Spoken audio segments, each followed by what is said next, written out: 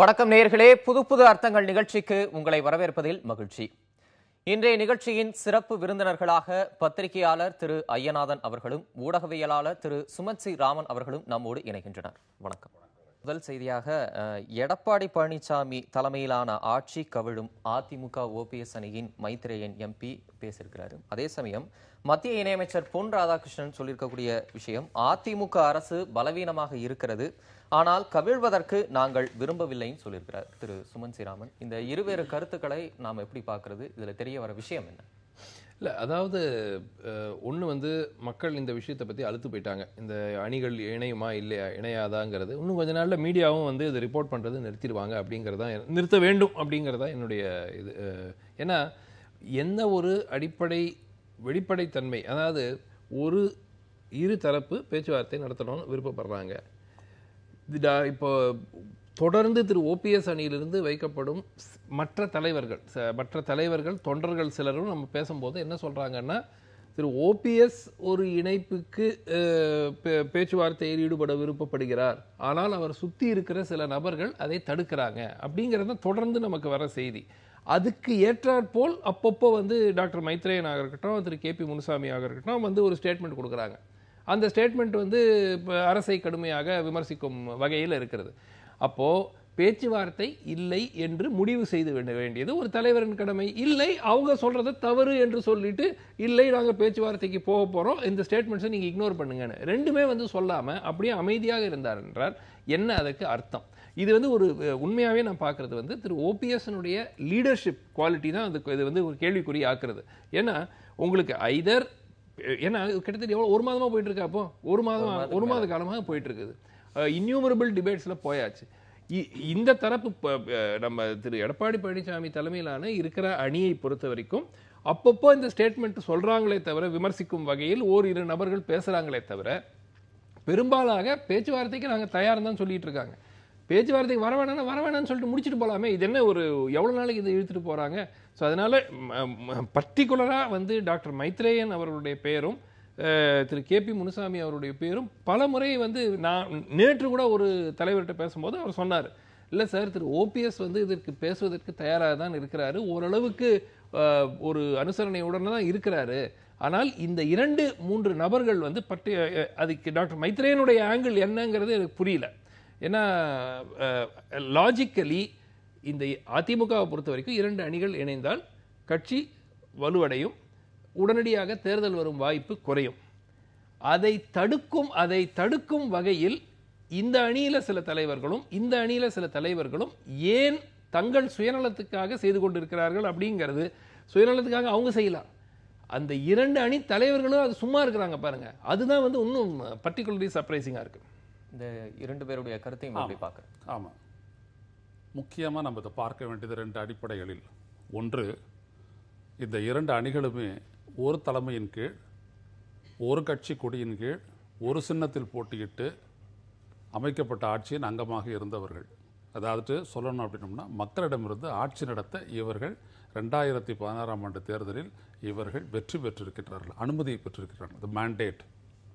அப்போ இவங்களுக்கு இடையிலான பிரச்சனை ஆட்சி ரீதியிலானதா கட்சி ரீதியிலானதா? ஆட்சி ரீதியிலான கிடையாது. இவங்க யாராவது இந்த கவர்மெண்ட் எங்களுதுலன்னு சொல்ல முடியுமா? ஒரு சட்டமன்ற கட்சி இருந்து தேர்வு செய்தால் ஓபிஎஸும் முதல்வராகலாம், இபிஎஸும் முதல்வராகலாம், இல்லாட்டி புதுசாக ஒருத்தரும் முதல்வராகலாம். அப்போ இவருடைய கட்சி பிரச்சனை எப்படி ஆட்சியை பயன்படுத்துகிறாங்க? அப்போ இவர்கள் இயங்குகிறார்கள் என்று சொல்லுவதை விட இயக்கப்படுகிறார்கள் என்பதுதான் உண்மை. அப்போ இயக்கப்படுகின்றவர்கள் எப்பொழுதுமே என்ன அடுத்தபடியாக நடக்க போகுது அப்படின்றத சொல்ல முடியாது. இந்த இணைப்பு அப்படின்றதுக்கு எல்லோரும் தயாராக இருக்கிறாங்கன்னா அதில் அவங்களுடைய சர்வைவல் இருக்குது அரசியல் ரீதியாக. எனவே இயக்கப்படும் பொழுதும் இவர்கள் தங்களுடைய சுயநலத்தை பார்க்கிறார்கள். இயக்கப்படுகிறார்கள்னா பின்னணியில யார் இருக்கான்னு நினைக்கிறீங்க? கட்டாயம் பிஜேபி தான். இதெல்லாம் வந்துட்டு வெளிப்படையாக சொல்றதுக்கு வந்துட்டு எதுவுமே கிடையாது. ஏன்னு கேட்டீங்க அப்படின்னம்னா, கால் பதிக்க முடியாது தமிழ்நாட்டில் அவங்களுடைய கொள்கையை வச்சுக்கிட்டு. ஏன்னா அவங்க கொள்கையை பொறுத்த வரைக்கும் தமிழ்நாடு வந்து ரொம்ப பாசி படர்ந்த நீர்நிலம், வச்சா வழுக்கிடுவாங்க அவங்க. அதனால முடியாது. அதனால பின்னாடி இருந்து இயக்க பார்க்குறாங்க. ஒரு பலத்தை கையாளக்கூடிய முயற்சியில் அவர்கள் ஈடுபட்டிருக்கிறார்கள். இது நல்லா தெரியும். இந்த ஓபிஎஸ்ஸை பற்றி கருத்து சொல்றாரு பாருங்க, இந்த ஆட்சி பலவீனம் அப்படி இப்படிலாம் சொல்லிட்டு பலவீனப்படுத்தினவரை பற்றி I don't want to comment அப்படின்றாரு பொன் ராதாகிருஷ்ணன் அவர்கள். அவர்கள் இணைந்தால் நான் மகிழ்ச்சி அடைவேன். என்ன இதெல்லாம்? அப்போ இவங்களுடைய எஜெண்டாவை தான் அவங்க கொண்டு போகிறாங்க அப்படின்றது தான் வந்துட்டு ரொம்ப ரொம்ப முக்கியமானது. நம்ம நல்லா நீங்கள் ஆழ்ந்து இந்த விஷயத்தை நீங்கள் பார்த்தீங்க அப்படின்னோம்னா, இதில் எந்த இடத்திலாவது இந்த ரெண்டு அணிகளும் பேசக்கூடிய மோதிக்கொள்கின்ற இடத்தில் கட்சியினுடைய கொள்கையோ கட்சியினுடைய செயல் திட்டமோ மக்கள் நலனும் இருக்கிறதா? இல்லை, இது வெறும் ஈகோ அப்படின்றது மட்டுமே இங்கே காரணம் கிடையாது. அப்போ ஈகோவா இருந்தது அப்படின்னா சட்டமன்ற கட்சியினுடைய ஆதரவு இல்லாமல் யாருடைய கனவும் இங்கே நிறைவேறாது. அது ஓபிஎஸ்ஸா இருக்கட்டும், இபிஎஸ்ஸா இருக்கட்டும். அப்போ அந்த கட்சிக்காரங்களுக்கு, கட்சியினுடைய தொண்டர்களுக்கு, கட்சியினுடைய எம்பிக்களுக்கு, எம்எல்ஏக்களுக்கு ஒன்னா இருக்க வேண்டிய அவசியம், அவங்க நீடிக்கணும் அரசியல் அப்படின்னோம்னா அது அவசியமாகிறது. சரி, இயக்கப்படுகிறார்கள்னு திரு ஐயநாதன் சொல்றாரு. ஐயநாதன் மட்டும் இல்ல, நிறைய பேருமே இந்த கருத்தை தான் சொல்றாங்க. பிஜேபி பின்னணியில இருந்து தான் இந்த இரு அணிகள் இணைவதற்கு உண்டான வேலைகளை தடுக்கிறது அப்படின்ற ஒரு குற்றச்சாட்டும் இங்க வருது இல்லையா? இல்ல, லாஜிக்கலா பார்த்தா பிஜேபி அந்த மாதிரி செய்யறதுல அவர்களுக்கு இழப்பு தான் அப்படிங்கிறது தான் என்னுடைய கணிப்பு. ஏன்னா இந்த அரசுக்கு இன்னும் 4 ஆண்டு காலம் இருக்கிறது.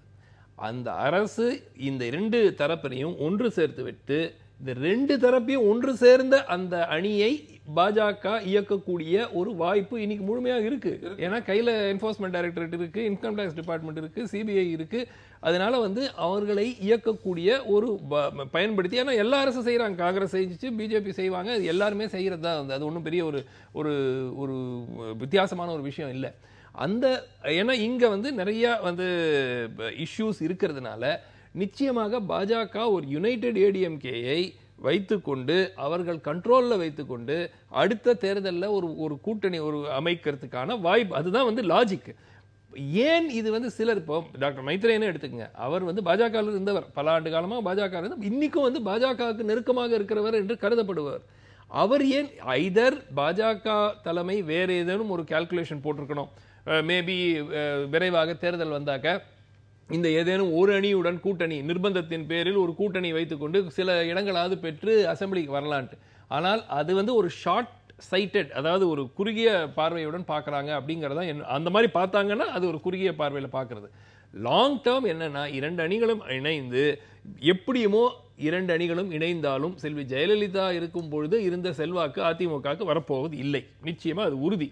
அந்த மாதிரி ஒரு சூழல் இருக்கும்போது அதிமுக எப்பவுமே தேர்தலுக்கு கூட்டணி இனிமேல் பார்த்து கொண்டுதான் இருப்பார்கள். யாராவது வருவார்களா என்று பார்த்து கொண்டுதான் இருப்பார்கள். செல்வி ஜெயலலிதா மாதிரி எனக்கு கூட்டணியே வேணாம், நான் தனியா நின்று ஜெயிப்போங்கிற அந்த சிச்சுவேஷன் மாறிடுச்சு. அப்படி இருக்கும்போது கூட்டணி தான் பார்க்க போறாங்க எப்படியுமோ. அந்த இணைந்த கட்சியை இயக்கி கொண்டு 4 ஆண்டு காலத்தில் நாம் எவ்வாறு இங்கு தமிழ்நாட்டில் இன்னும் வேறொரு முடியும், பலமடைய முடியும்னு பார்க்கறது தான் பாஜக. உங்களுக்கு 2019 வருது, திருப்பி பாராளுமன்ற தேர்தல். உங்களுக்கு ஒரு வலுவான கூட்டணி அமைக்கணும்னா உங்களுக்கு அதிமுகவுக்கு ஒரு காலகட்டத்தில் 45% நீ கொஞ்சம் குறைஞ்சிருக்குன்னு எடுத்துக்கிட்டா கூட ஒரு 35-36% ஓட் ஷேர் இருக்கும்போது அவங்களோட கூட்டணி வைக்கிறது தானே லாஜிக்கு. 2 அணியும் பிளவு விட்டுட்டு ஆட்சியை கவுத்துட்டு நீங்க சட்டமன்ற தேர்தலில் போய் ஒரு சில எண்ணிக்கையில் சீட்டு வெல்லலாம் அப்படிங்கிறத அது கட்சியினுடைய பெரும் வளர்ச்சிக்கு எப்படி உதவ போகுது? இந்த இரு அணிகள் பிளவுல பாரதிய ஜனதா இல்லைன்னு திரு சுமித் சித்ராமன் அவங்களுக்கு லாபம் இல்லன்றாரு. சரி, இதுல போன்றவர்கள் பேசுவதனுடைய லாஜிக் எனக்கு லாஜிக் சொல்றாரு. இப்ப இதுல இன்னொரு விஷயம் நம்ம பேசக்கூடியது, இதற்கு முன்னாடி ஓ பன்னீர்செல்வம் அணிக்கு பின்னணியில பாரதிய ஜனதா இருந்துச்சு. இப்ப எடப்பாடி பழனிசாமி அணி பக்கம் பாரதிய ஜனதா அணி இருக்கிறது. அதனாலதான் இன்னைக்கு கூட திரு வெங்கையா நாயுடு, திரு எடப்பாடி பழனிசாமி சந்திப்பு நிகழ இருக்குது. இவர்கள் பக்கம் மத்திய பாரதிய ஜனதா அணி சாய்கிறது, இவங்க பின்னாடியிலிருந்து இயக்குறது அப்படின்னு ஒரு குற்றச்சாட்டும் இந்த இடத்துல வரதை நம்ம பார்க்க முடியுது இல்லையா? அவங்க நினைச்சால் மட்டும்தான் இவங்க இணைவாங்க. அதுவும் அவங்க சொல்ற எஜெண்டா அப்படிதான் இவங்க இணைவாங்க. இன்னைக்கு நான் சொல்றேன், தர்க்கம் அப்படின்றது 2 இடத்துல இருந்து நீங்க பார்க்கணும். ஒன்று, அவர் யதார்த்தமா வெளியில இருந்து பார்க்கக்கூடிய ஒரு தர்க்கம். வரலாற்று ரீதியாக நம்ம பார்த்தோம்னா இதெல்லாம் எப்படியெல்லாம் நடக்கும் அந்த அரசியல் எல்லாம் அப்படின்னு பார்த்தோம்னா அது வேற ஒரு தர்க்கம். இந்த இடத்துல நீங்கள் பார்த்தீங்கன்னா எந்த ஒரு விஷயத்தையும் ஒரு இன்ஃபரன்ஸுக்கு நீங்கள் வாங்க, அதுவும் ஒரு லாஜிக் தான். நீங்கள் பார்த்தீங்க அப்படின்னோம்னா சேகர் ரெட்டி வீட்டில் ரைடு பண்ணாங்கல்ல, சேகர் ரெட்டினுடைய ஃப்ரெண்டான ஓபிஎஸ் வீட்டில் ஏன் ரைடு பண்ணல? அப்போ ஏன் இது வந்துட்டு செலக்டிவாக இருக்குது? அப்போது நீங்கள் பார்த்தீங்க அப்படின்னம்னா ஒரு விஷயத்துலேருந்து நீங்கள் ஒரு இன்ஃபர் பண்ணிக்கிட்டே நீங்கள் போனீங்க அப்படின்னம்னா தான் சென்ட்ரல் கவர்மெண்ட் அது எங்களுக்கெல்லாம் எதுவுமே தெரியாது அப்படின்லாம் சொல்லுவார் பொன் ராதாகிருஷ்ணன். தெரியாது அப்படின்னம்னா தெரியும்னு அர்த்தம். நாங்கள் செய்யலை அப்படின்னம்னா நாங்கள் செய்கிறோன்னு அர்த்தம். நாங்கள் இயக்கலை அப்படின்னம்னா இயக்குறாங்கன்னு அர்த்தம். இந்திய அரசியல் அதை புரிஞ்சுக்கணும். எப்பொழுது ஒரு தலைமை பலவீனம் ஆகிறதோ அந்த இடத்தில், அது வேற ஒரு நிகழ்ச்சியில் வந்து சுமன் ஸ்ரீராமனுக்கு ஒத்துக்கிட்டு இருக்காரு, எப்பொழுது ஒரு மாநில கட்சியினுடைய தலைமை பலவீனப்படுகிறதோ அந்த நேரத்தில் இவர்கள் எந்த அடிப்படையில் கையாளுகிறார்கள், அவர்கள் மீது இருக்கக்கூடிய ஊழல் குற்றச்சாட்டுகள், அவர்கள் செய்த ஊழல்கள், இதுதான் இங்கே ரொம்ப முக்கியம். இது எல்லாருக்கும் தெரியும், அதிமுகவில் இருக்கிறவங்களுக்கும் தெரியும். எப்படி இவங்க பலவீனப்பட்டாங்க? பலவீனன்றாரு. எந்த இடத்துல பலவீனம்? 122 பேரோடு இருக்கக்கூடிய ஒரு ஆட்சி பலவீனமாக இருக்கின்றது என்று பொன் ராதாகிருஷ்ணன் எந்த அடிப்படையில் சொல்றாரு? அப்போ இட் இஸ் ஷேக்கி. எப்படி இது ஷேக் ஆக முடியும்? உள்ள இன்ஹரண்ட் வீக்னஸ் அது இல்லாம இருந்ததுன்னா எப்படி ஆக முடியும்? கலைஞர் 98 பேரை வச்சுக்கிட்டு ஆட்சி பண்ணார்ல, இது பலவீனமாக இருக்குதுன்னு யாராவது சொன்னாங்களா? மைனாரிட்டி கவர்மெண்ட் சொன்னாங்க. ஏன் அப்ப அங்க இன்ஹரண்ட் வீக்னஸ் இவங்க கிட்ட சிக்கல, அங்க இவங்க சிக்கி இருக்கிறாங்கன்றது பொருள். அந்த சிக்கலை வைத்து அவர் சொல்லக்கூடிய ஒரு விடயம் ரைட்டு. அதான் அவரு சொல்றாரு Pon Radhakrishnan, I will be happy if they unite. அதோட இல்ல, plus we will have an alliance. இல்ல அவர்களுடைய நலன் இந்த அலையன்ஸ்ல அடங்கி இருக்குது அப்படின்றத என்னைக்கும் அமித்ஷா தீர்மானிச்சுட்டு இருப்பாரு. ஏன்னா இங்க காலையும் பதிக்க முடியாது, தலைகேடு நின்று தண்ணி குடிச்சாலும் வந்துட்டு 10% வாக்க வாங்க முடியாது. எனவே அவர்களுடைய ஒரே வழி இவங்களோட நிக்கிறது தான். அதுக்கு இவங்க பலமாய் இருப்பாங்களா இல்லையான்றது அதற்கு பிறகு அதையும் தாண்டி மக்கள் எடுக்கக்கூடிய முடிவில் இல்ல. அதாவது எனக்கு இந்த ஃபுல் விஷயத்துல எனக்கு அந்த வருத்தமே வந்து திரு ஓபிஎஸ் மேலதான் எனக்கு வருத்தம். ஏன் அப்படின்னாக்க, ஒரு தலைவர்னு பாத்தீங்கன்னா ஏதேனும் ஒரு ஸ்டாண்ட், ஒரு நிலைப்பாடு எடுக்கணும். எந்த ஒரு நிலைப்பாடும் எடுக்காம அவர் வந்து சரி பேச்சுவார்த்தைகள் இனிமேல் கிடையாது, நாங்கள் தனித்து செயல்படுகிறோம், நாங்கள் தேர்தல் ஆணையத்துக்கு செல்வோம், நாங்கள் நீதிமன்றத்துக்கு செல்வோம், நாங்கள் தான் உண்மையான அதிமுக நிரூபிப்போம், அதை எங்களுடைய பயணம் தொடரும் ஒரு அறிவிப்பு. இல்லை, நாங்கள் பேச்சுவார்த்தைக்கு போகிறோம், இந்த தலைவர்களை நான் இந்த மாதிரி தினமும் வந்து அரசை வந்து விமர்சித்து ஸ்டேட்மெண்ட் கொடுக்காதீங்க நான் சொல்லியிருக்கிறேன், அவங்க ஸ்டேட்மெண்ட் வந்து நீங்கள் முழுமையாக ஏற்றுக்கொள்ள வேண்டாம், நான் அதிகாரப்பூர்வமாக நான் பேசுகிறேன், இல்லை ஏதேனும் அவங்கள வந்து சும்மா இருக்கிறதுக்கு சொல்லணும். ரெண்டுமே பண்ணாமல் இது அப்படியே நின்று இதே ஒரு நிலைமை தொடர்ந்தால் அவருக்கும் மக்கள் அவர் வெளியே வந்தபோது திருமதி சசிகலா குடும்பத்தினருக்கு எதிராக அவர் வந்து போர்க்கொடி எழுத்தும் போது பெரும்பாலான ஆதரவு தமிழ்நாட்டில் அவருக்கு தான் இருந்தது, அதில் மாற்றுக்கிறதே இல்லை. ஆனால் அந்த ஆதரவு நிச்சயமாக இதே நிலைப்பாடு. ஏன் ஒரு தலைவர் என்றால் ஏதேனும் ஒரு நிலைப்பாடு எடுக்கணும் இல்லையா? நிலைப்பாடு எடுக்காம ஒரு மாத காலம் போயிட்டு இருக்கு. தினமும் அவருடைய ஒரு கேள்வி வருது. டாக்டர் மைத்ரேயன், ஒரு நிமிஷம் இருங்க. டாக்டர் மைத்ரேயன் வந்து நீங்க முதல்ல அன்னைக்கு அவர் வெளியே வந்த அன்ற மாலையே வந்து அவர் எப்போ செல்வி ஜெயலலிதா சமாதிக்கு போனாரு, அன்னைக்கு இரவே வந்து டாக்டர் மைத்ரேயன் இவர் பக்கம் வந்துட்டார். அது வந்து அதனால கொஞ்சம் he might feel obliged. ஏன்னா முதல்ல நமக்கு வந்தவர் வந்து அந்த 2 எம்எல்ஏக்களும் டாக்டர் மைத்ரேயன் தான் அன்று இரவே வந்தாங்க, மற்றவங்க எல்லாமே அப்புறம் பிறகுதான் வந்தாங்க. அதனால வந்து ஒரு ஃபீலிங் ஆஃப் ஆப்ளிகேஷன் திரு ஓபிஎஸ் அவர்களுக்கு இருக்கலாமே தவிர, நிச்சயமா வந்து இந்த மாதிரி ஒரு முடிவு எடுக்கும் பொழுது டாக்டர் மைத்ரேயன் அவர்களையோ இல்ல கேபி முனுசாமி அவர்களையோ அடிப்படையாக வைத்துக்கொண்டு இந்த முடிவுகள் எடுக்கப்படக்கூடாது. அவர்களை பிரிஞ்சு வரும்போது இருந்த செல்வாக்கு இப்ப குறைஞ்சிருக்கு அப்படின்ற ஒரு விமர்சனமும் இருக்கு, அந்த மாதிரி ஒரு பார்வையும் இருக்கு. அதோட எடப்பாடி பழனிசாமி அணி பக்கம் பாரதிய ஜனதா அணி சாய்வதற்கு இவங்க 2 பேரும் இப்ப ஒத்துழைக்கிறாங்க. குடியரசுத் தலைவர் தேர்தலுக்கு அதிமுகவின் எடப்பாடி பழனிசாமி அணி ஆதரவே போதும், அதனால இவர்கள் பக்கம் பாரதிய ஜனதா அணி இருக்கு, பாரதிய ஜனதா கட்சி இருக்கு அப்படின்னு சொல்லக்கூடிய அந்த பார்வையை நிச்சயமா என்னுடைய கணிப்பு, குடியரசுத் தலைவர் தேர்தல் முடியும் வரை திரு எடப்பாடி பழனிசாமி அணியை பலவீனம் செய்யும் தொடர்ந்து முயற்சிகளில் மத்திய அரசு ஈடுபடாது அப்படிங்கறத என்னுடைய கணிப்பு. ஏன்னா அந்த 47 கிட்டத்தட்ட 59,000 வாக்குகள் வந்து அதிமுக வசம் இருக்கிறது, ரெண்டு தரப்பும் சேர்த்து. அதுல 47,000 வாக்குகள் எடப்பாடி பழனிசாமி அணியிடம் இருக்கிறது. இந்த வாக்குகள் தேசிய ஜனநாயக கூட்டணி, பாஜக அல்ல, தேசிய ஜனநாயக கூட்டணியினுடைய வாக்குகளுடன் சேர்த்தால் அவர்களுடைய வேட்பாளர் ஜனாதிபதி ஆகிறார், முடிந்து விட்டது. வேற யாரும் மற்றவங்க எல்லாரையும் போய் அவங்க நாடு முழுவதும் கேட்க வேண்டிய அவசியமே கிடையாது. NDA plus EPS part of ADMK ரெண்டும் சேர்த்து வாக்குகளை சேர்த்து விட்டால் பாஜகவினுடைய ஜனாதிபதி வேட்பாளர் தேர்ந்தெடுக்கப்படுகிறார். அதனால இவர்களுக்கு வந்து அந்த குடும்பத்தினுடைய தலையீடை வந்து வேண்டாம் என்று பாஜக வந்து விரும்பினார்கள் அப்படிங்கிற ஒரு கருத்து இருந்தாலும், நிச்சயமா வந்து திரு ஓபிஎஸ் சார்பாக இபிஎஸ்ஐ எதிர்த்து போக வேண்டும் என்ற நிர்பந்தம் பாஜகவுக்கு இருக்கும் என்று நான் நினைக்கவில்லை. திரு சுமன் சொல்றாரு, குடியரசுத் தலைவர் தேர்தல் வரைக்கும் எடப்பாடி பழனிசாமி ஆதரவு உங்களுக்கு தேவைன்னு. ஒருவேளை குடியரசுத் தலைவர் தேர்தலுக்கு அப்புறம் அணி மாற்றங்கள் ஏதாவது, இல்ல இந்திய அரசியல வேற ஏதாவது மாற்றங்கள் நிகழ வாய்ப்பு இருக்கா? இல்ல எடப்பாடி பழனிசாமி அணி பக்கம் பாரதிய ஜனதா கட்சி வேற ஏதாவது நடவடிக்கை எடுப்பதற்கான வாய்ப்புகள் இருக்கா? பிரிச்சு இயக்குறாங்க. இந்த 59,000 ஓட்டு எப்படி இருந்தாலும் அதை பெறுறதுல வந்துட்டு அவங்க எதுவுமே செய்ய வேண்டாம். நாங்கள் அதை கொடுத்துட்றோன்னு இவங்க ஏற்கனவே ஒப்பு கொடுத்துட்டாங்க. அதெல்லாம் எதுவும் பிரச்சனையும் கிடையாது. இவங்களுக்குள்ள யார் முன்னாடி போகணும் பின்னாடி போகணுன்ற ஒரு விஷயத்தை அவங்க சார்ட் அவுட் பண்ணணும். அதிமுகவிற்குள்ள இருக்கக்கூடிய ஒரு கேள்வி, அவர்களுடைய அம்மா தலைவி இருந்த போது செய்யாத கூட்டணியை நம்மால் செய்ய முடியுமா பிஜேபியுடன்? அதான் மைய எஜெண்டா. ஜெயலலிதா இருந்த வரை மறுத்த ஒரு தனித்தன்மையோடு தனிபலத்தோடு நிறுத்திய அந்த அதிமுக பாஜகவுடன் கூட்டணி, மற்ற கட்சிகளை எல்லாம் சேர்த்துக்கிடுவாங்க. அது யாராக இருந்தாலும் கிருஷ்ணசாமியினுடைய அந்த புதிய தமிழகம் உட்பட சேர்த்துக்கிறலாம் அதிமுக, அதில் ஒன்றும் சிக்கலெல்லாம் கிடையாது. ஆனால் ஒரு பாஜகவோடு நாம் கூட்டணி சேரணுமா அப்படின்ற ஒரு விடயம் அழுத்தம் திருத்தமாக அந்த கட்சியில் ஒரு எதிர்வினை ஆற்றி கொண்டிருக்கிறது. அந்த விதையை வந்துட்டு இவங்க மாற்றி கொண்டு போகக்கூடிய தலைமைத்துவம், தலைமை பலம் என்பது எடப்பாடி கிட்டையும் கிடையாது, ஓபிஎஸ் கிட்டையும் கிடையாது. தான் உண்மை. ஓபிஎஸ் ஒருபோதும் இஸ் அன் அசர்டிவ் லீடர். அவர் கிடையாது. அவர் லீடர்ஷிப்பை வந்துட்டு என்றைக்குமே ஒரு இது பண்ண கிடையாது. அப்படி பண்ணியிருந்தார் அப்படின்னோம்னா முதல்ல இவர் காப்பாற்றி இருக்க வேண்டிய இடம் ஆட்சி.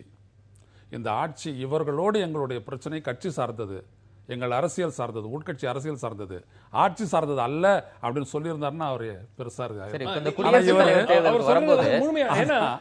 இந்த ஆட்சியை கவிழ்ப்பது அப்படிங்கிறது வந்து, அதாவது திரு மைத்ரேயன் போன்ற நபர்களை வைத்துக்கொண்டு இந்த ஆட்சியை கவிழ்த்தார் என்றால் நிச்சயமா வந்து ஓபிஎஸ் லீடர்ஷிப் தான் ஒரு கேள்விக்குறியாகும். ஏன்னா மீண்டும் எதுவாக இருந்தாலும் இது அதிமுகவுடைய ஆட்சி, இது செல்வி ஜெயலலிதா உருவாக்கிய ஆட்சிங்கிறதுல எந்த விதமான, நீங்க இபிஎஸ் உங்களுக்கு பிடிக்காம இருக்கலாம், இல்ல வேற யாராவது பிடிக்காம இருக்கலாம், அது வேற விஷயம். ஆனால் இது வந்து செல்வி ஜெயலலிதாவினுடைய வெற்றியினால் ஏற்படுத்தப்பட்ட அந்த ஆட்சி, அந்த ஆட்சிக்கு களங்கம் விளைவிக்கும் வகையில் திரு ஓபிஎஸ் தரப்பினர்கள் நடந்து கொண்டார். அவங்க வந்து முயற்சி செஞ்சாங்க. அந்த 10 எம்எல்ஏ 11 எம்எல்ஏ 12 எம்எல்ஏக்கு மேல அவர்கள் தரப்பு சேகரிக்க முடியவில்லை. முதல்ல முயற்சி தானே செஞ்சாங்க, முயற்சியை செய்யலைன்னு சொல்ல முடியாது இல்லையா? ஸோ இன்றைய காலகட்டத்தில் சுமூகமாக 2 அணியும் ஒரு இணைப்பு மூலமாக இந்த ஆட்சியை ஆட்சி ஏன் காப்பாற்றணும் அது வேற விஷயம்.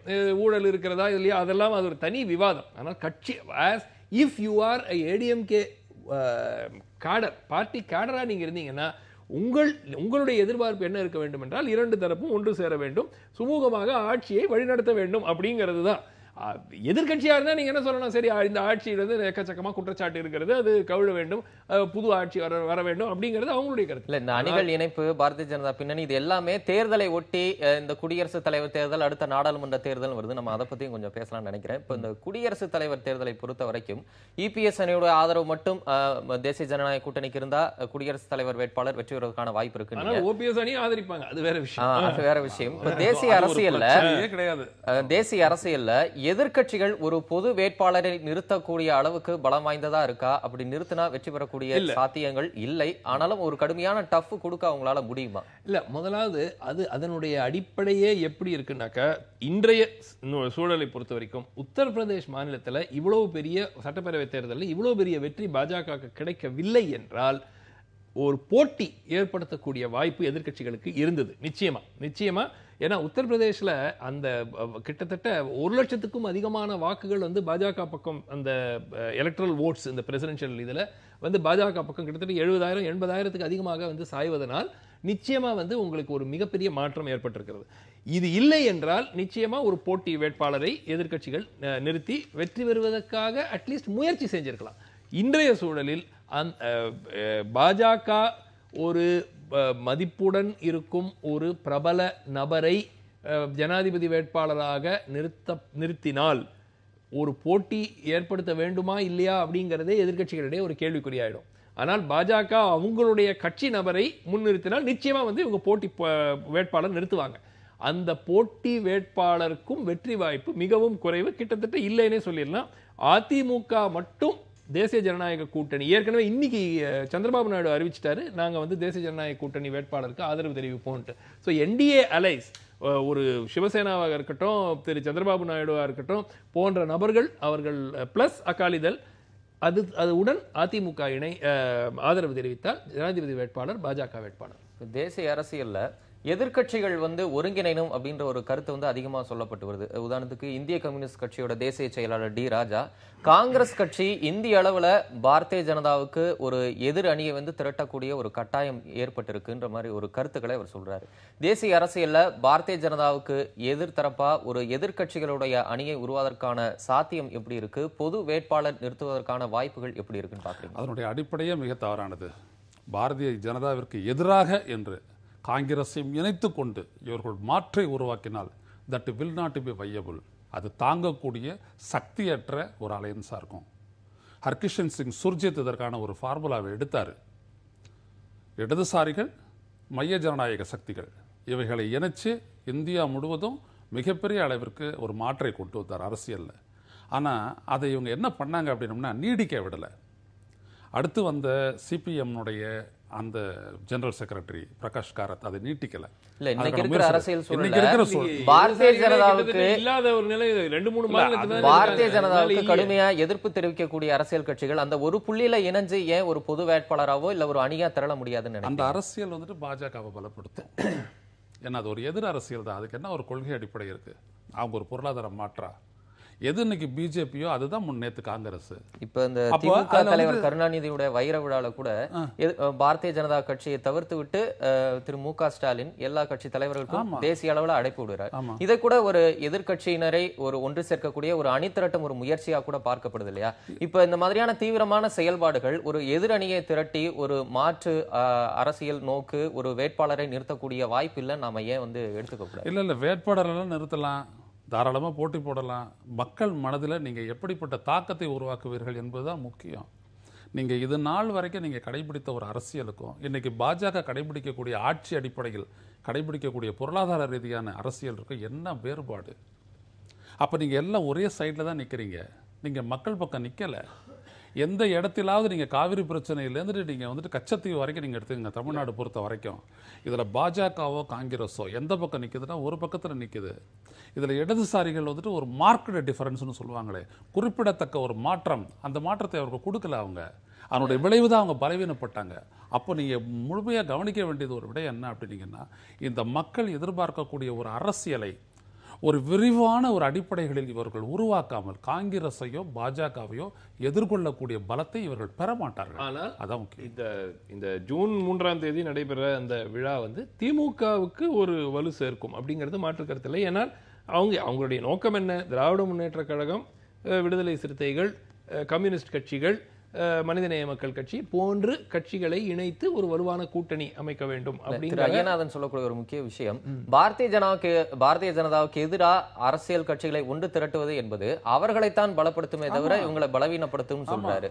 இல்ல, அதாவது அதை நான் ஏத்துக்க மாட்டேன். ஏன்னா இன்றைய சூழலில் எல்லாரும் ஒன்று முன்னாடி வந்து காங்கிரஸ் வர்சஸ் மற்றவர்கள் அப்படி இருந்தது. இன்று பாஜக வர்சஸ் மற்றவர்கள் அப்படிங்கிற நிலைமை மாறிடுச்சு.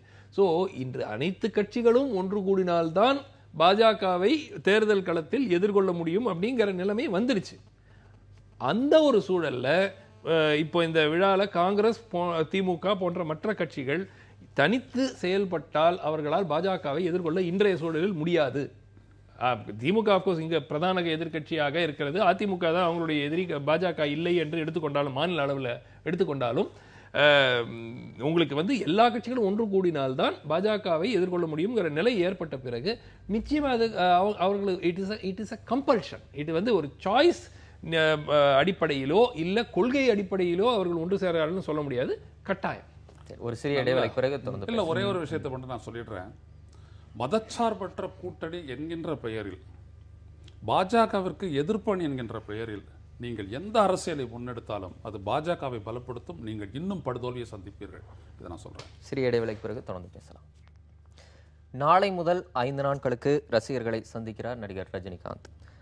ரஜினி ஒவ்வொரு முறையும் ரசிகர்களை சந்திக்கும் போதும் அவர் அரசியலுக்கு வருவாரா மாட்டாரான்ற கேள்வி இயல்பாவே வந்துடுது. ஒவ்வொரு தடவையும் நடிகர் ரஜினிகாந்தை பாரதிய ஜனதா தலைவர்கள் போய் அடிக்கடி சந்திக்கிறாங்க. சமீபத்தில் நடிகை நக்மா கூட, காங்கிரஸ் கட்சியின் நக்மா கூட போய் சந்திச்சு அவர் அரசியலுக்கு வரணும் அப்படின்ற விருப்பத்தை தெரிவிச்சிருக்கிறாங்க. திரு ஐயநாதன், ரஜினி அரசியலுக்கு வருவாரா மாட்டான்ற கேள்வி எழும்போது ரஜினிக்கான ஸ்பேஸ் இன்னைக்கு தமிழக அரசியல்ல இருக்கா? தமிழக அரசியல்ல நடிகர் ரஜினிகாந்துக்கு என்ன இடம் இருக்குன்னு நினைக்கிறீங்க? தமிழக அரசியலினுடைய மிகப்பெரிய பலவீனமே இப்போ நீங்க கேட்ட கேள்விதான். இவர் வந்துட்டு அரசியலினுடைய வெற்றிடத்தையோ தேவையோ அவசியத்தையோ எந்த இடத்துல இருந்து நிரப்புவார் இவர்? அப்படி எப்படி இவர் வந்துட்டு அரசியல் அந்த அளவுக்கு சிந்திச்சவரா? அப்படி சிந்திச்சதா அவர் எங்கேயாவது சொல்லியிருக்கிறாரா? அப்படி கருத்து சொல்ல வந்தார ஒரே ஒரு முறை இதுக்கு மேலே ஆண்டவனாலையும் காப்பாற்ற முடியாதுன்னு சொன்ன ஒரு வாக்கியத்தை தாண்டி அரசியலில் அவரது எந்த விதமான பங்கேற்பும் பங்களிப்பும் கருத்து கூறலும் கவலையும் கிடையாது. சில போராட்டங்களில் சினிமா துறையில் நடத்தும் போது அதில் அவரும் வந்துட்டு ரொம்ப கௌரவமாக கலந்துக்கிட்டு நானும் பங்கேற்றேன் என்கின்ற அடிப்படையில் போனவர் தான். ரெண்டாவது விஷயம், அவர் வந்துட்டு என்ன அப்படின்னா சினிமாவில் ஒரு மிகப்பெரிய நடிகர் ப்ளஸ் வணிகர். அவருடைய படம் வெற்றி பெறுவதில் அவர் ரொம்ப ஆழமாக கவனத்தோடு இருக்கிறார். அதற்கான ஒரு பாதுகாப்பாக தான் வந்துட்டு அரசியல் கட்சி தலைவர்களோடு அவர் ஒரு உறவு வச்சிருக்கிறார். யார் வந்தாலும் பார்க்கறது, அவங்க வந்துட்டு சால்வை போத்துனாங்கன்னா ஒரு படம் எடுத்துக்கிறது, எல்லாத்தையுமே செய்கிறாரே ஒழிய சிற்சில இடங்களில் அவர் மனதை திறக்கும் பொழுதெல்லாம் அவர் சொன்னது என்னன்னா, என்னுடைய விருப்பம் இது அல்ல, நான் ஆன்மீகம் தான் அப்படின்றத அவர் சொல்கிறாரு. ஆனால் படம் ரிலீஸுக்கு முன்னாடி இந்த மாதிரி ஒன்றத்தை பண்ணுறாரு. இப்போ இந்த செல்ஃபி எடுத்துக்கிற இந்த ஒரு கூட்டத்தை அவர் நடத்துகிறாரு. ஒவ்வொரு மாநிலத்துறை கூட்டம் அதுக்கு தான் ஐடி கார்டெல்லாம் கொடுத்து வச்சுருக்கிறாங்க. என்ன கருத்தை இவருடைய ரசிகர்கள் சொல்லிட போகிறாங்க, என்ன இவர் திருப்பி சொல்லிட போகிறாரு, நீங்கள் தான் பொறுத்திருந்து பார்க்க போகிறீங்க. இல்லை, அதாவது ஒரு 8 ஆண்டுகளுக்கு பிறகு அவர் கடைசியாக வந்து ஐ திங்க் சிவாஜி படம் ரிலீஸ் ஆன பிறகு இந்த மாதிரி ஒரு ரசிகர்கள் சந்திப்பு நடந்ததுன்னு சொல்லியிருக்கிறாங்க. சரி, இப்போ அதில் வந்து எந்த விதமான ஒரு தவறும் நான் பார்க்கல. அதாவது அவர் அரசியலை பற்றி வருவதை பற்றி அவர்களிடம் பேசுறதுலையும் தப்பு கிடையாது. அவர் அதாவது நம்ம நிச்சயமா வந்து அவர் வருவார் அப்படிங்கிற எண்ணம் எனக்கு இல்லை. ஏன்னா தொடர்ந்து அவர் வந்து கிட்டத்தட்ட 1996 இருந்து இந்த பேச்சு இடம்பெற்று இருக்கு. 21 வருஷமா வந்து வரப்போறாரு எப்போ வருவாருங்கிறது போயிட்டு இருக்கு. ஆனால் சமீபத்தில் கூட வேற ஏதோ ஒரு சர்ச்சை ஏற்படும் பொழுது நான் ஒரு அரசியல்வாதி அல்ல அப்படிங்கிற அரசியலில் ஈடுபாடு உள்ளவனாக நான் என்னை பார்ப்பதில்லை, பார்க்காதீங்க அப்படிங்கிற ரீதியாக ஒரு ஸ்டேட்மெண்ட் கூட விட்டுருந்தார். கூட எந்த அரசியல் கட்சிக்கும் நான் ஆதரவு அளிக்கலைங்கிறது வெளிப்படையாக சொல்லியிருந்தார். இது என்னன்னாக்க சில கட்சிகள் தமிழ்நாடு பொறுத்த வரைக்கும் பிரதானமா பாரதிய ஜனதா கட்சிக்கு ஒரு வலுவான ஒரு தலைமை தேவைப்படுகிறது. ஒரு கலைஞர் எதிர்கொள்வதற்கோ செல்வி ஜெயலலிதா எதிர்கொள்வதற்கோ முன்பைய காலத்தில், இப்பொழுது ஒரு திரு ஸ்டாலினை எதிர்கொள்வதற்கோ மற்ற தலைவர்களை ஒரு வலுவான ஒரு லீடர் அவங்களுக்கு தேவை. வலுவான லீடர் தேவைப்படுதுன்னா இப்ப நடிகர் ரஜினிகாந்துக்கு தமிழகத்துல அந்த அளவுக்கு ஒரு ஸ்பேஸ் இருக்கு. பாஜகவுடைய இது வந்து கரிஸ்மா, அவங்க என்ன எந்த ரீதியா கணக்கு போடுறாங்கன்னா திரைப்பட நடிகர்களுக்கு மக்களை கவரக்கூடிய ஈர்க்கக்கூடிய சக்தி இருந்திருக்கிறது. அவர்கள் பலமுறை ஆட்சியை கைப்பற்றி இருக்கிறார்கள். அது எம்ஜிஆராக இருக்கட்டும், கலைஞராக இருக்கட்டும், செல்வி ஜெயலலிதாவாக இருக்கட்டும், அவங்களெல்லாம் வச்சு அவங்க கணக்கு போடுறது வந்து திரு ரஜினிகாந்தை போன்ற ஒரு மிக பிரம்மாண்ட ரீதியான மக்களிடையே ஆதரவு பெற்ற நடிகர் வேறு யார் இல்லை. அந்த ரீதியாக அவர்களுடைய பாப்புலாரிட்டியை பயன்படுத்தி கொண்டு பாஜக தன்னை வலுப்படுத்திக் கொள்ள முடியுமா அப்படிங்கிற ஒரு ஆங்கிள் அவங்க பார்க்குறாங்க. ஆனால் இவர் வந்து தொடர்ந்து வந்து இன்ஃபேக்ட் நிறைய பேர் வந்து அவரை ஓப்பனாக பண்ணுறாங்க அப்படிங்கிறத பரவலாக சொல்லியிருக்கிறாங்க. அவார்டெல்லாம் கொடுத்துருக்குறாங்க. மகளை வந்து யுனைடெட் நேஷன்ஸ் ஏதோ ஒரு ஆர்கனைசேஷனில் ஒரு ரெப்ரசன்டேட்டிவாக போட்டிருக்கிறாங்க. ஸோ இது எல்லாமே வந்து அவங்க சொன்னது வந்து திரு ரஜினிகாந்தை எப்படியாவது வந்து அவங்களுடைய ஈவன் அவரே வந்து கட்சியில் இணையவில்லை என்றாலும் அவருடைய மறைமுக ஆதரவு, வெளிப்படை ஆதரவு தெரிவிக்க வேண்டும் அப்படிங்கிற ரீதியாக இன்னும் முயற்சிகள் நடந்துட்டு தான் இருக்கு. அவர் அதில் வந்துட்டு ரொம்ப தெளிவானவருங்க. மோடியே போய் சந்திச்சார்ல, அப்போ கூட எந்த வார்த்தையெல்லாம் உதிர்க்கலையே, எந்த ஆதரவு தெரிவிப்பெல்லாம் சொல்லலையே. போன நாடாளுமன்ற தேர்தல் அப்பொழுது அவர் ரொம்ப தெளிவாக இருப்பார். ரெண்டாவது அவருக்கு என்ன ஒன்று தெரியும், நம்மள அவங்க கட்சிக்கு கூப்பிடுறாங்க, அந்த கட்சிக்கு போல நம்ம ஒரு கட்சியை ஆரம்பித்தோம் அப்படின்னோம்னா சரத்குமாருக்கு விட்ட மாதிரி ரைடு நம்ம வீட்டுக்கு வரும் அப்படின்றதுலாம் ரஜினிக்கு நல்லா தெரியும். அந்த அளவுக்கு ஒரு ஆலோசனை சுற்றம் அவர்கிட்ட இருக்குது. அதனால் வந்துட்டு ரஜினி வந்துட்டு தப்பாக ஒரு முடிவு எடுத்துட்டு சிக்கிடுவார் அப்படின்னு யாரும் நினைக்க வேணாம். வழுக்குவது எப்படி என்பது அவருக்கு நன்றாக தெரிந்திருக்கிறது. ரெண்டாவது, ஆங்கிலத்தில் சொல்லணும்னா which is my cup of tea, அதில் அவர் ரொம்ப தெளிவாக இருக்கார்.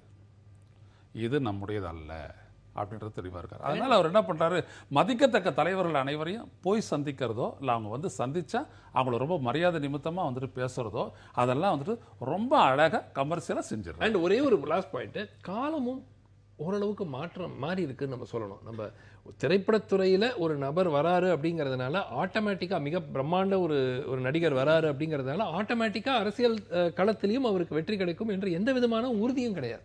சரி, ஒரு சிறிய இடைவெளிக்கு பிறகு தொடர்ந்து பேசலாம். டாஸ்மாக் கடை பொதுமக்களால் சூறையாடப்பட்டு இருக்கிறது. சமீப காலங்களில் கடந்த 1 மாத காலத்துக்கு மேல தமிழகம் முழுவதுமே பல்வேறு இடங்கள்ல வந்து டாஸ்மாக் கடைகள் சூறையாடப்படக்கூடிய அந்த நிகழ்வுகளை பார்க்குறோம். அடித்து நொறுக்கப்படுற நிகழ்வுகள், பெண்களே முன்னணியில வந்து இந்த மாதிரியான போராட்டங்களில் ஈடுபடுற நிகழ்வுகளை நம்ம பார்க்க முடியுது. திரு சுமந்த், இல்லை, எனக்கு இந்த மாதிரியான ஃபர்ஸ்ட் இது தவறுங்க. எதுவாக இருந்தாலும் அரசு சொத்து சேதப்படுத்துவது சட்டப்படி குற்றம். இது தவறு. மக்களினுடைய ஆதங்கத்தை அது வெளிப்படுத்தலாம், அது அமைதியாக செய்ய வேண்டும். கடையில நீங்க போய் சூறையாடுறீங்க. உங்களுக்கு முன்னாடி ஞாபகம் இருக்கு, சென்னையில ஒரு கடையில போய் அவங்க செஞ்சு அதுல ஊழியர்கள்லாம் அடிபட்டு அவங்க சிகிச்சை பெற வேண்டிய ஒரு சூழல் ஏற்பட்டது. எதுவாக இருந்தாலும் அமைதியாகத்தான் அவர்கள் போராட்டத்தை நடத்த வேண்டும். அங்க போராட்டத்தில் ஈடுபடுற மக்கள் சொல்லக்கூடிய பெரும்பாலானவங்க சொல்லக்கூடிய கருத்து, நாங்க தொடர்ந்து எதிர்ப்பு தெரிவிக்கிறோம் இந்த பகுதியில வைக்காதீங்கன்னு. ஆனா அதையும் மீறி வைக்கும் போதுதான் நாங்க அடித்து நொறுக்கக்கூடிய அந்த நிலைக்கு தள்ளப்படுறோம் தான் அங்க இருக்கக்கூடிய மக்கள் சொல்றாங்க. அதை வந்து நீங்க எதிர்க்கணும்னா நீங்க போக வேண்டியது நீதிமன்றத்துக்கு தானே போகணும். நீதிமன்றத்துக்கு போய் நீதிமன்றம் மூலமாக, நீதிமன்றமே வந்து பல விஷயங்கள்ல வந்து இந்த மாதிரி இந்த டாஸ்மாக் விஷயத்துல பல உத்தரவுகளை கொடுத்துட்டு தானே இருக்கிறாங்க. இப்போ நீதிமன்றத்தில் ஒன்றுமே உத்தரவே வரலைன்னா கூட நீங்கள் கேட்கலாம். நீங்கள் உத்தரவு வந்துகிட்டு தான் இருக்குது தொடர்ந்து. இப்போது அந்த 500 மீட்டரில் மாற்றி அமைக்கிற கடைகள்லாம் 3 மாதத்துக்கு திறக்கக்கூடாதுன்னு ஒரு உத்தரவு வந்துச்சு.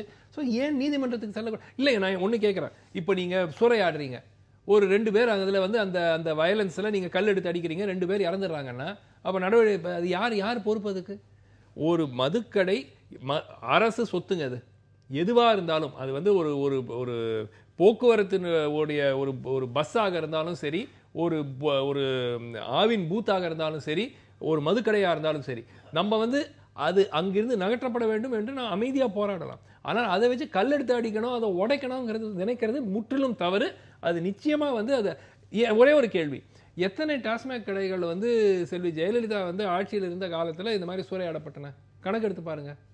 இது அப்படின்னா இது வந்து ஒரு ஸ்ட்ராங் லீடர்ஷிப் இல்லைங்கிறதுக்கு இது இன்னொரு எடுத்துக்காட்டாக நம்ம பார்த்துக்கலாமே தவிர, ஒரு 2-3 இடத்துல இந்த மாதிரி நடந்தது. நான் இல்ல நடக்கவே இல்லை செல்வி ஜெயலலிதா ஆட்சி காலத்துல நான் சொல்ல, நிச்சயமா நடந்தது. அப்பயும் அளவுக்கு போராட்டங்கள் நடந்ததுங்க. நான் என்ன சொல்றேன்னா, இந்த மாதிரி இந்த சூறையாடுறது எனக்கு ஞாபகம் இருக்கு. சென்னையில வந்து ஒரு 2 கடைகள் வந்து சூறையாடப்பட்டன.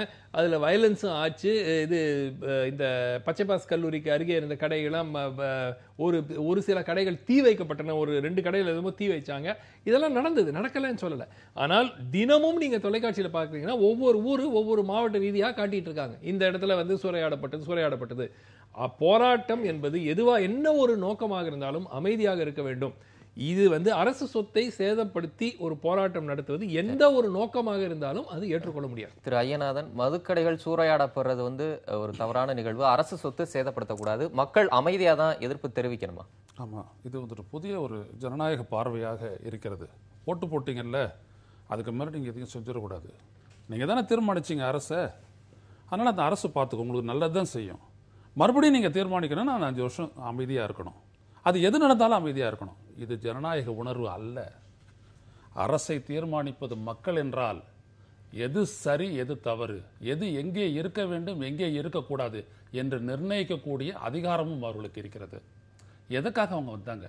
there is a widow next door. ஒரு சாதாரண, இங்கே கூட நீங்கள் போங்க, லேபர் காலனிக்கு போங்க, அருளாயம்மன் பேட்டைக்கு போங்க, அந்த இடத்துல ஒட்டி இருக்க போஸ்டர்கள் நீங்கள் பாருங்க. அந்தாண்ட இந்த சைதாப்பேட்டையில் இங்கே இருக்கிற ஆடு தொட்டி அந்த இடத்துக்கு நீங்கள் போங்க. இந்த திடீர் நகர், அண்ணா நகர், கோதாமேடு, இந்த மாதிரி இடத்துக்கு போங்க. கோட்டூர்புரம் குடிசை பகுதி, குடிசை மாற்று வாரிய குடியிருப்பு, அங்கெல்லாம் போங்க. ஒட்டி இருக்கிற போஸ்டரில் செத்து போனவனுடைய நினைவஞ்சலின்னு ஒட்டி இருக்கிறாங்களா, அவங்களுடைய வயதெல்லாம் என்னன்னு பாருங்க.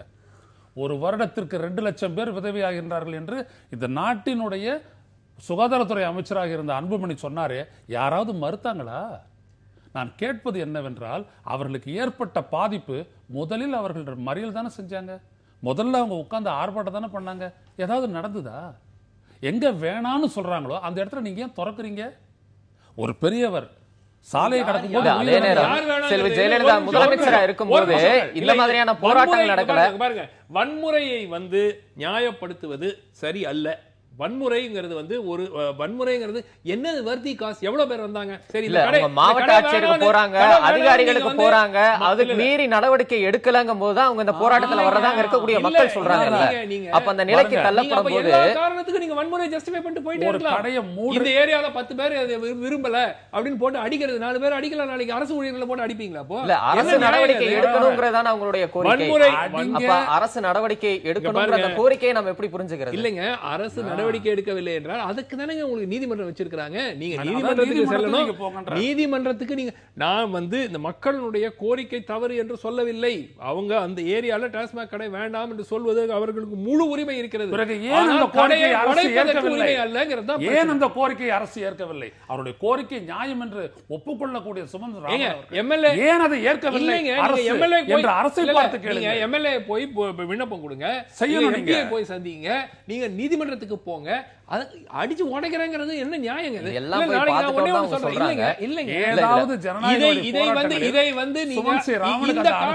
இந்த காரணத்துக்கு இல்ல, ஏதேனும் இது ஒரு நியாயமான ஒரு கோரிக்கை, மக்களுடைய கோரிக்கை நியாயமானது அல்ல நான் சொல்லவே இல்லை. முழுமையான நியாயம் இருக்கிறது.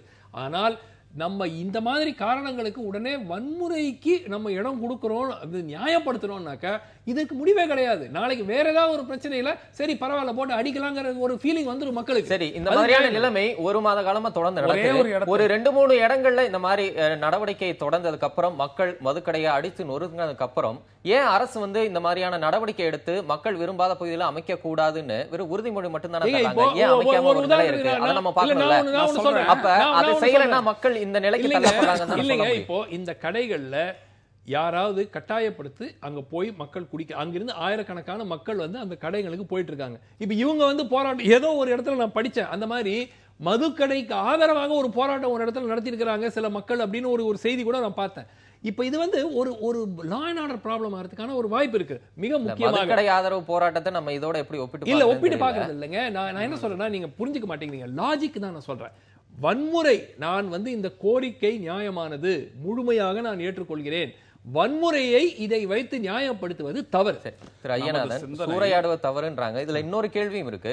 செல்வி ஜெயலலிதா முதலமைச்சரா இருந்தபோது இதே மாதிரியான மதுவிலக்கு போராட்டங்கள் இவ்வளவு வீரியமா நடக்கல. ஆனா இந்த ஒரு மாத காலமா மக்கள் தெருவுக்கு அந்த சூறையாடுறது, அடித்து நொறுக்கக்கூடிய நிகழ்வுகளை பார்க்கும்போது ரெண்டுக்குமே ஒரு பெரிய வித்தியாசம் இருக்கிறத நம்ம உணர முடியுது இல்லையா? நம்ம ஜெயலலிதா இருக்கும்போது அந்த மதுக்கடைகள் எல்லாம், அந்த மதுவினுடைய தரம், மதுக்கடைகளை ஒழிக்க வேணும், மதுவினால் ஏற்படக்கூடிய உயிரிழப்பு, இதெல்லாம் பத்தி இந்த தொலைக்காட்சி விவாதிக்கலையா?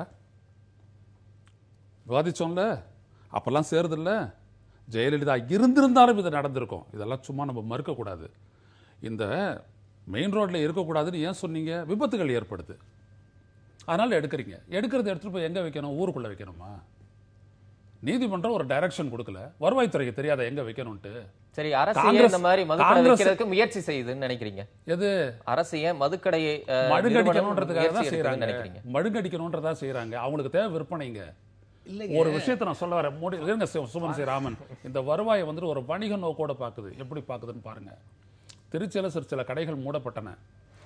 ஒதுங்கி இருந்த ஒரு கடையில மட்டும் 80,000 to 70,000 விற்பனை ஆகும். நான் சமீபத்திய உதாரணம் சொல்றேன். அந்த கடையில இன்னைக்கு வருவாய் 5 லட்சத்திற்கு மேல. எண்ண முடியாத, எண்ணதில் ஏற்பட்ட தவறுல 10 ரூபா 5 ரூபா 5 ரூபா எனக்கு லாஸ் ஆகுதுன்னு சொல்லிட்டு அந்த கடையை நடத்துறவன் சொல்றான். அரசுக்கு எந்த இழப்பும் இல்லை. நான் என்ன சொல்றேன், வைக்க வேண்டிய கடையை மக்கள் புழங்கக்கூடிய இடத்திற்கு அப்பார் சென்று வையுங்கள். ஏங்க, குடிக்கிறவன் குடிக்க போறான், அது அரசு ஏற்கனவே தெரிஞ்சுக்கிச்சு, இதுக்கு எந்த இடமும் இல்லை. ஆனா நீங்க எடுத்துட்டு போயிட்டு வைக்கிற இடத்தை தான் எதிர்க்கிறாங்களே ஒழிய, நீங்க வச்சு விப்பீங்க, இதுலதான் வருவாயை ஈட்டுவீங்க அப்படின்றத புரியாத மக்களா இவர்கள்.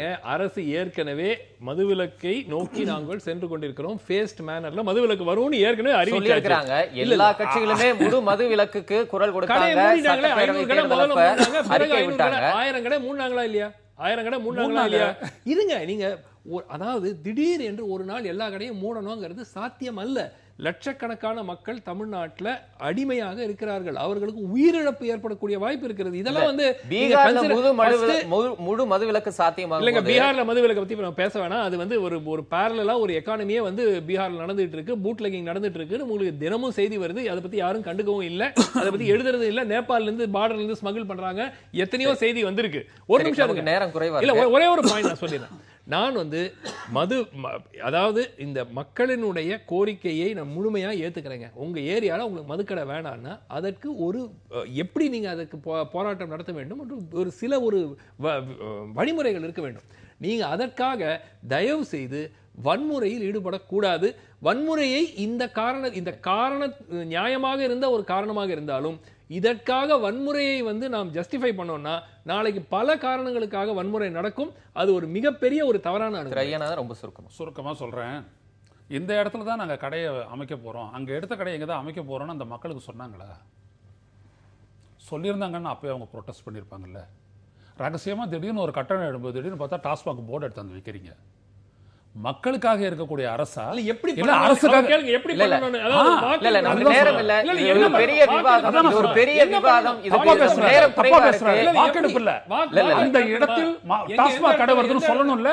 இந்த இடத்துல ஒரு ஜவுளி கடை மக்கள் கிட்ட சொல்லு, அந்த தெருவுல சொல்லணும், அந்த தெருவுல சொல்லு. அந்த ஏன் சொல்லக்கூடாது? எங்க சொல்லணும்? ஏன் சொல்லக்கூடாது? என்ன லாஜிக் இருக்கு? ஏதோ லாஜிக் இருக்கா பாருங்க. லாஜிக் எப்படி அந்த இல்ல அரசு எப்படி நிர்ணயிக்க முடியும்? ஒரு பெரிய விஷயம். மதுவிலக்கா இருந்தாலும் அது ஒரு பெரிய தளத்துல விவாதிக்க வேண்டியது. நம்ம நேரம் குறைவா இருக்கு. டாஸ்மாக் கடை திறக்கலாமா, நாங்க டாஸ்மாக் கடை திறக்கலாமான்னு பர்மிஷன் வாங்கிட்டு இருக்க முடியுமா? அரசு ஒரு லாஜிக் அரசு அந்த இடத்தில் ஒரு நோட்டீஸ் தண்டாரோ போட்டு சொல்லலாம். இங்க நாங்க இல்ல இந்த விவகாரமா இருந்தாலும் மதுவிலக்கா இருந்தாலும் பெரிய தளத்துல விவாதிக்க வேண்டியது. நமக்கு செய்திக்கு நேரம் ஆயிருச்சு. திரு சுமன், நிறுத்துவீங்களா? நீங்க உங்க கருத்தை சொல்லிட்டீங்க. செய்திக்கு நேரம் ஆயிருச்சு. அரங்கில் வந்து உங்களுடைய கருத்துக்களை பகிர்ந்து கொண்டமைக்கு உங்கள் இருவருக்கும் நன்றி. மீண்டும் சந்திப்போம் நேயர்களே. நன்றி, வணக்கம்.